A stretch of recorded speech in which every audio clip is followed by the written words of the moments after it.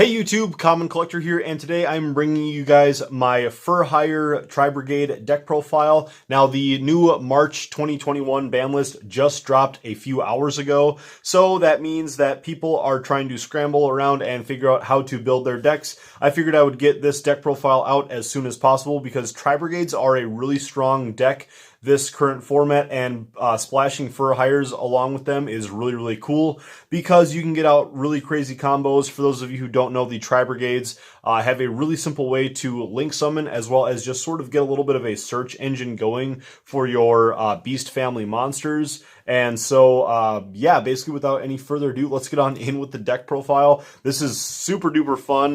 Don't forget to subscribe to the channel if you guys want to see more fun deck profiles like this in the future. But yeah, let's get going. So we have our 2 copies of the Tri-Brigade Fractal.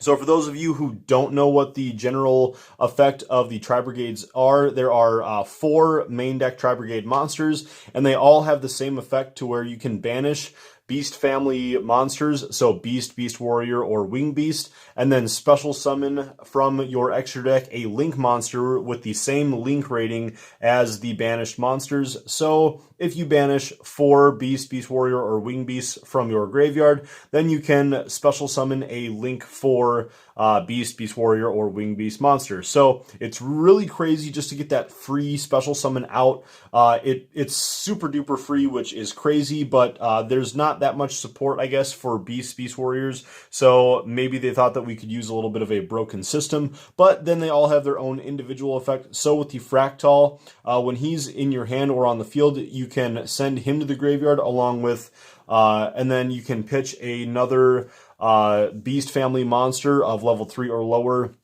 from your deck to the graveyard. So he's really powerful just for a little bit of extra graveyard setup. Then we have our 2 copies of Karass. He's probably my favorite in my opinion because you don't need to waste your normal summon on him, because with him you can just discard 1 card and then special summon him from the hand, and then you can go ahead and do your link summoning shenanigans, which is really amazing.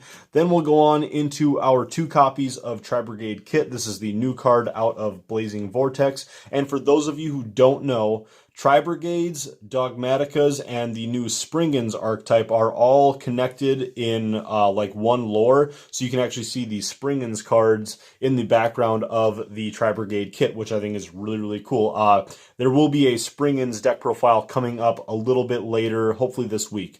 But anyways, what Kit does is that when this card gets sent to the graveyard, you are able to send one other Tri-Brigade card from your deck to your graveyard. So with that, you generally want to send your Nerval. So we have our 2 copies of Nerval for the deck. So with him, whenever he is sent to the graveyard, then you can add 1 Tri-Brigade card from your deck to your from your deck to your hand. So basically the line of play is like you can use Fractal, send him to graveyard in order to send the kit.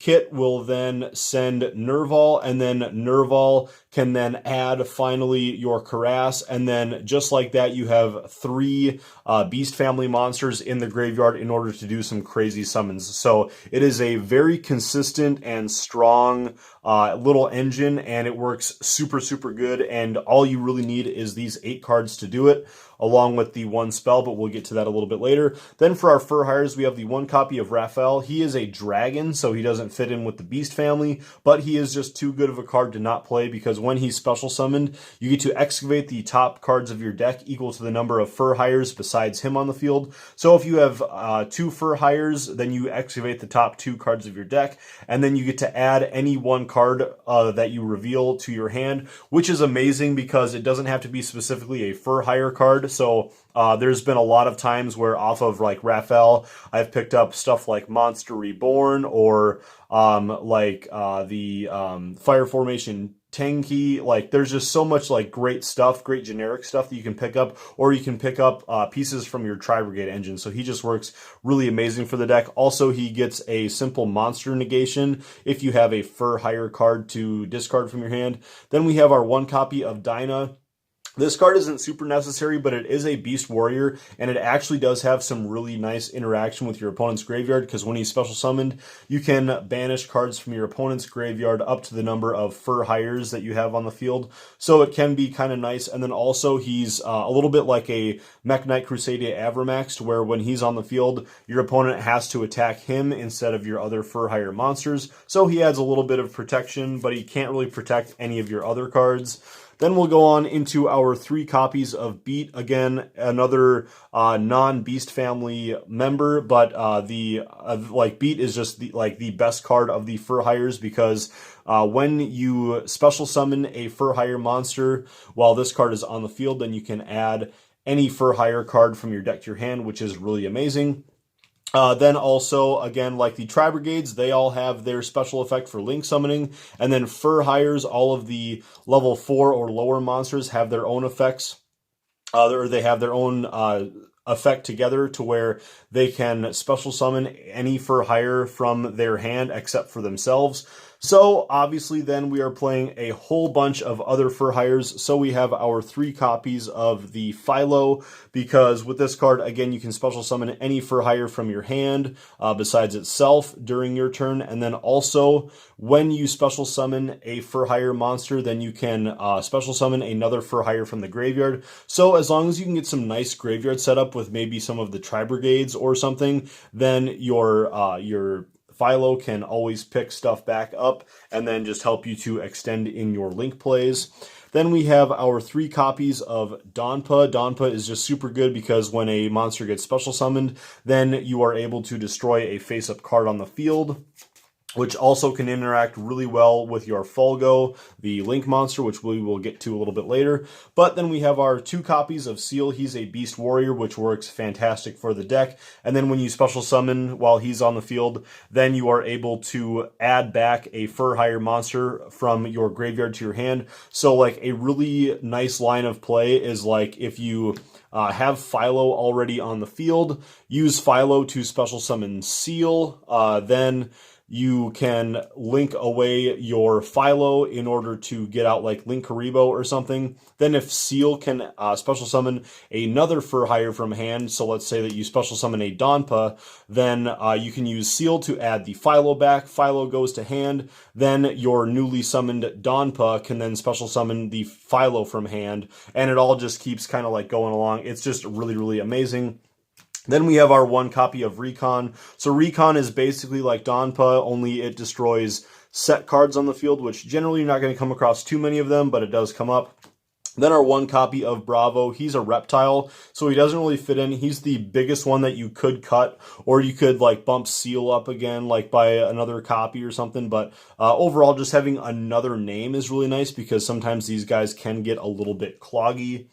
Then just for hand traps, we want to play 3 copies of Ash just to stop our opponent's big plays. And then next to Donpa, this is another one of our best cards in the deck, our Ghost Ogres, because with Ghost Ogre, you can destroy whenever your opponent uses a monster or a spell trap effect, then you can destroy that card. So along with your Donpa, which also destroys stuff, works really fantastically with your Link monster. Then we'll go on into our 1 copy of Barrier Statue of the Stormwinds, just because this is like just a fantastic play that the deck can make, and we got to play it if we can abuse it. So then we're going to go on into our 1 copy of Blackwing Zephyros the Elite. This card is really amazing in here. I wasn't originally playing it, and I'm pretty mad at myself now that I really got comfortable with the deck and I know how it works. Because with this, you can bounce anything back up to your hand, pay 400 life points, and then you can just summon this. And you can only use that once per duel. However, it is just a super duper powerful effect because there's a lot of nice stuff to bounce to the hand, including some of like your Tri-Brigade monsters, as well as even some of the Fur Hires. And also, this spell card, we have Fire Formation Tanky. This is a great card to pop back to the hand with your Zephyros. So with this card, when you activate it, you get to add a Beast Warrior from deck to hand.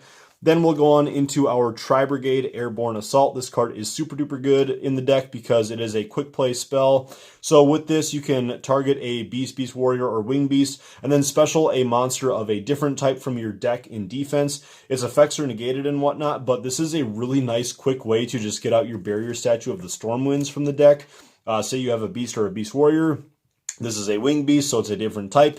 Get it onto the field. Its effects are negated for this turn, but during your opponent's turn, it will be totally live. Then we'll go on into our 3 copies of Rookie for Hire. This is really great interruption for on your opponents. If your opponent hits you with like Ash Blossom or Effect Veiler and Infinite Impermanence, this card really, really hurts because those are going to negate face-up monsters. So with if your opponent uses Infinite Impermanence, you can chain Rookie for Hire. That monster will go to the graveyard, special summon out a new monster, and then your effect should still resolve in grave. Also, it is you just tribute a generic monster, so it does not have to be a for hire, so you can keep that in mind. The only downside is that it does lock you into battling with for hires, but that's not too big of a deal. This deck can actually OTK really, really easily, and it can still do it even if you're just attacking with for hires. Then we'll go on into our 1 copy of Called by the Grave. It's basically like a 4th copy of Rookie for Hire almost, because like that's almost like the main reason why Rookie for Hire is in here. Also, it just helps to put another monster in grave. 1 copy of Reinforcement of the Army just to search for our beat exclusively. 1 for 1 because we're playing a good handful of level 1s. 1 Foolish Burial. This card is amazing for sending Nerval or a few other cards. The Zephyros, and then we have the 1 copy of Monster Reborn. This is a 45 card build just because we are mashing 2 decks together. So it does get a little bit bigger, but yeah, overall, I wouldn't really change too much. It's really consistent. So there's like, I believe 31 monsters and then 14 spells, so it evens out really nice as like a monster mash deck. You're almost always going to see everything that you need, and then you're going to see like a lot of these really powerful spells, hopefully in your opening hand as well. But let's get on into the extra deck. So for the extra deck, we have our 2 copies of Fulgo Justice for Hire. This is, generally I play 3 in my original pure deck, but seeing as how like our extra deck is a little bit tighter in here, fitting it to 2 is perfectly fine. You're almost never going to use more than 2. But with the Fulgo, when he's special summoned, you can special summon another for hire monster from your deck with a different type from the types that you summoned him with, so he needs 3 different types to summon anyways. So with this, you're generally going to be summoning off your dragon, the Raphael. So again, if you wanted to bump the Raphael up to 2 copies in the deck, you definitely could, just in case you're like planning to go into 2 Fulgos. But then also, while this card is on the field, if one of your opponent's cards gets destroyed by battle or card effect, while this card is on the field, you get to draw 1 card. However, if you have 2 or more other for hires along with him on the field, then you're able to draw 2 additional cards, which is really, really amazing just to go +3, which is why we want to play a few hand traps in the deck. So it's really amazing if on your opening turn you can find that copy of Ghost Ogre, because then when your opponent activates any effect on their turn, then you just use the Ghost Ogre to destroy their monster. Then you're able to draw in 2, or you can potentially draw 3 additional cards, and then hopefully from that you're going to see one of your 3 copies of Ash Blossom, so you get another negate, which is really, really cool. Then we'll go on into our 2 copies of the Baron Blossom. So this card is really great too because it is a Link 2 for the Tri-Brigade strategy. So when this card is on the field, during your main phase, you can special summon a Beast Family monster of level 4 or lower. And then just for the rest of the turn, you get locked into like using Beast Warrior, or Wing Beast monsters as link material, which isn't that big of a deal. But it is a really nice extender because like it basically turns this Link 2 into a Link 3, and then this, you're probably already getting this for free anyways, so it's really, really crazy. Then we'll go on into our 1 copy of the Rugal. So with the Rugal, you really only need the 1 copy. He's just like a little bit of an extender during your opponent's turn, especially if you have something such as like IP Masquerena on board. It just helps you to get an extra link material on board. Then we'll go on into our link 4 of the deck. We have the Tri-Brigade Shurig. So he is like really crazy because when he's special summoned or a beast family monster is summoned, then you can banish 1 card on the field, which is really crazy, just to get a free non-targeting, non-destruction removal, which is really cool. So just keep that in mind, that that effect does not target, so it just specifically banishes, which is really cool. And then also, whenever he is sent from the field to the graveyard, then you can add a Beast Family monster from your deck to your hand, which has a level less than or equal to the number of your banished Beast Family members. And you're generally going to have 4 banished anyways when you summon him. So I rarely ever hard summon him. You're generally just going to be doing it off of a Tri-Brigade monster. So you'll generally have 4 banished anyways. That way you can pick up like another copy of like your Karass or your Fractal or whatever. Then we have the 1 copy of the Simorgh Bird just to get out the barrier statue of the Stormwinds. Our 1 copy of the Ancient Warrior Oath. This card is really crazy because it just helps you to, it's basically like a Nightmare Unicorn during each of your turns. 1 copy of Relinquished Anima and a Link Karibo because we're playing quite a few level 1s. Anima is just so good. It's just such a great card just to steal really big boss monsters as long as they can be targeted. 1 copy of IP Masquerena as well as Nightmare Cerberus. This really helps to set off your Fulgo as well. So wow, that Cerberus looks really amazing in the light right there. Wow, that's cool. But yeah, like with the Cerberus, just to destroy one of your opponent's cards during their turn, if you're not seeing like your Donpa or your Ghost Ogre in hand. Then we have 1 copy of Nightmare Unicorn, and then just to finish off our 15th card is Apollousa. This is just really nice because if you have like IP Masquerena while you have your Barrier Statue of the Stormwinds on the field, then you can still at least go into stuff like Apollousa to negate more monster effects.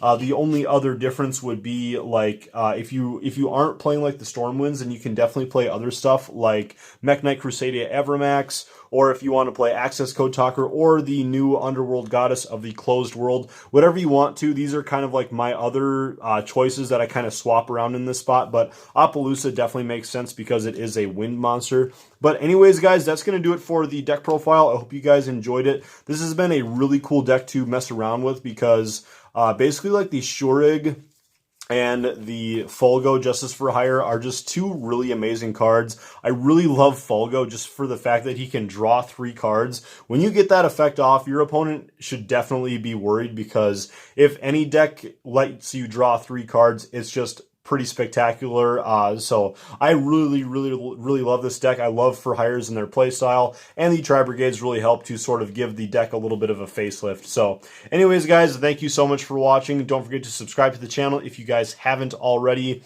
and we will catch you next time. Peace.